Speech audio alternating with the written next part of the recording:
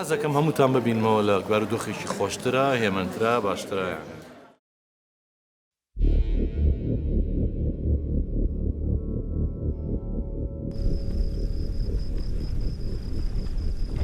خۆشترین کاتەکانی ژیانمەوەی کە لەناو هونەرە بە تایبەتی کەسمەی شەشی تازەوە.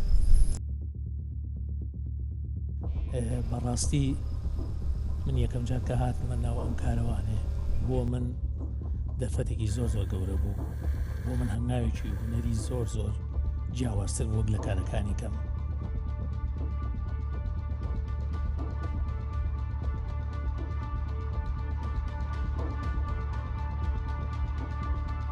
خەریکە دەستپێکێکە بینین لە بە پیشەسازیکردنی فلیم.